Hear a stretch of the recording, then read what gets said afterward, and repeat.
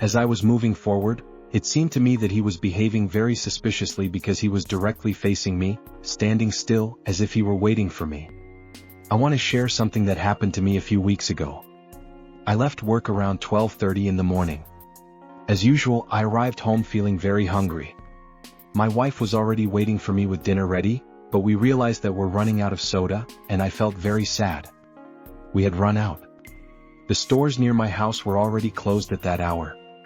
The only option was to leave the neighborhood and walk another 400 meters to get to a convenience store. For a moment, I decided to forget about the soda. Honestly, I didn't want to go out. But I remembered that the next day we both had some errands to run, and we would need credit for our phones. So, I reconsidered the idea to go and top up our phones and take the opportunity to buy drinks and at least have a more enjoyable dinner. When I went out, the streets were completely empty. There was no one around. I assumed it was normal since it was very late and the next day was a work day. Most people were probably asleep. To get to the convenience store, I have to cross a dirt road. During the day, it's bustling with people, but at night, not many dare to cross it since it doesn't have street lighting. That's why you can't go home that way. Many people have been robbed there. But I had to go through there or take a detour that would take at least another 15 minutes. I finally decided to take the dirt road. If I walked quickly, there wouldn't be much of a problem. That's what I thought. I managed to buy the things without any issues and didn't run out of anything. I headed back home. When I was entering the dirt road again, I moved as quickly as I could. Once I reached my street, I had to continue straight. My house is 2 blocks ahead from where I was. I decided to walk down the middle of the street. This way, I had more room and didn't have to be on the sidewalk. I had no more space to run in case I was surprised by a robber. It was almost 2 in the morning. As I advanced, I occasionally looked around. All the house lights were off and the street was silent. My neighborhood has several broken streetlights. They turn on, but they illuminate less than they should. My street is one of the most affected. Several neighbors, including myself, have called to have them repaired, but the government ignored us as always, and to this day they continue to do so. Do you know what I started thinking when I decided to keep my eyes forward? What would I do? What would I do? Then I noticed something. Something that began to unsettle me. Beyond my house, the street ends at an intersection with another street that runs perpendicular. Before reaching this point, there's a speed bump that forces drivers to slow down. I drive to work, and at the end of the day I head home. I feel a bit out of sorts at night, and the next day I find myself at a loss for words. No one heard me. It can't be that no one says anything to me. No. No. No. No. No. No. No. No. No. No. No. No. No. No. No. Well, right there, on that speed bump, there was a person standing. As I mentioned, the light was very dim and I was still some distance away, so I couldn't clearly see who it was.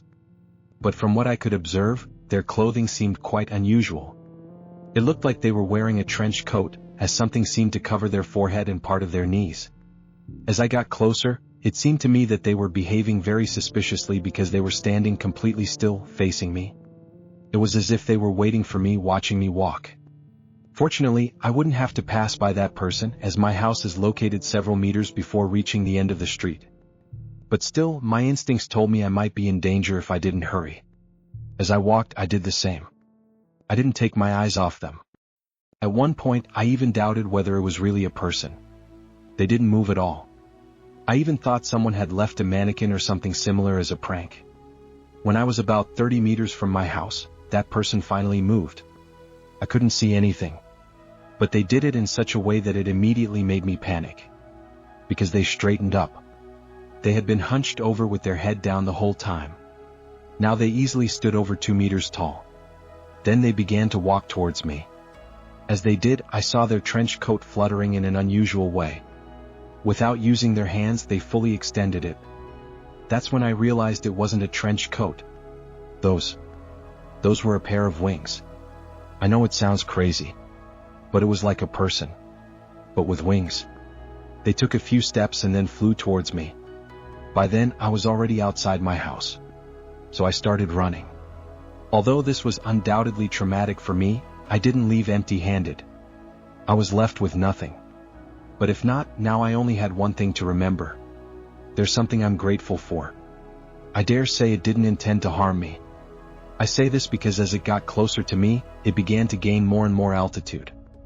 It was undoubtedly faster than I was. At the moment it should have intercepted me, it was already flying about 6 meters above me. Then I lost sight of it. Nearby there was a streetlight. Due to a reflection caused by this streetlight, I couldn't see anything. Then it flew to the side and moved away. Then I lost sight of it again. At a short distance from me there was a streetlight. Due to this, the creature's eyes glowed red, but it all happened quickly in a fraction of a second. Additionally, I think I noticed it had a very large mouth, almost spanning from side to side of its face. Everything happened so fast that I couldn't see more details. Besides, I wasn't willing to stay there.